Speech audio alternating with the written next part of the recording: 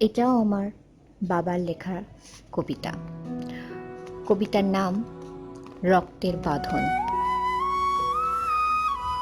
আজ নির্জন ঘরে একাকী আমি বসে, নিঃসঙ্গ এই জনাকীর্ণ সুন্দর সংসারে। কিন্তু একদা আত্মীয় স্বজন সমন্বয়ে হারিয়ে যেতাম আপন গাঁয়ের ঘরে। সবার হাসিতে হাসতাম শৈশবে, অংশ নিতাম সকলের সুখে দুঃখে। যেখানে যখন থাকতাম ব্যস্ত কাজে, দিতাম সাড়া হেসে সকলের ডাকে।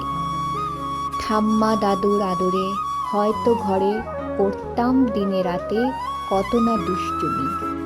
মায়ের সোহাগ স্পর্শে হারিয়ে যেতাম, ভুলতাম দুষ্টুমিতে বাবার ক্রুদ্ধ শাসানি।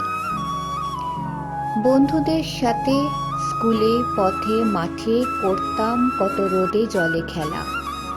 লেখাপড়া আর নেচে হেসে খেলে কেটে যেত মোর সেই ছোট্টবেলা। প্রাণ চঞ্চল হাসি তামাশার ঘরে থাকতাম সবাই মেতে সারাক্ষণ।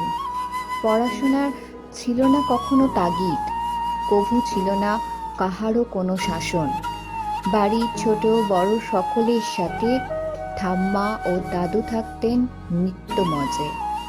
নিঃসঙ্গতা কি জিনিস তারা জীবনে বুঝত না কভু গ্রাম্য সরল সমাজে। সমাজটা আজ বদলে হয়েছে জটিল, চলছে সবকিছুর টাকার মাপকাঠিতে।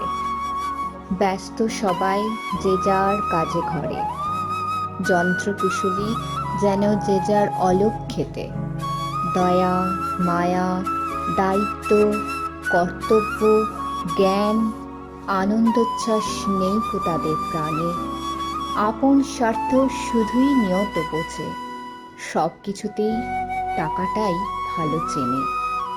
নিজের সুখ স্বাচ্ছন্দ্য প্রাপ্তিতে করে না বিচার কে পর কে আপন। সবার থেকে বিচ্ছিন্ন হয়ে দূরে মহানগরে গড়ে প্রমোদ ভবন।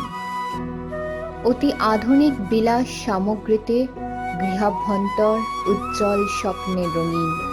সাজসজ্জায় ভোগ লালসায় আমোদ প্রমোদে কাটায় সুখেতে দিন। ভুলে যায় পিতামাতা গুরুজনে যাদের আবাস দূরে নির্জন ঘরে। যাদের ত্যাগে বিদ্বেষ মানুষ তারা, ওদের কি আর এখন মনে পড়ে? তাদের নিষ্পাপ সন্তান সন্ততি আজ মধুর রক্তের বাঁধন বুঝবে কি তা?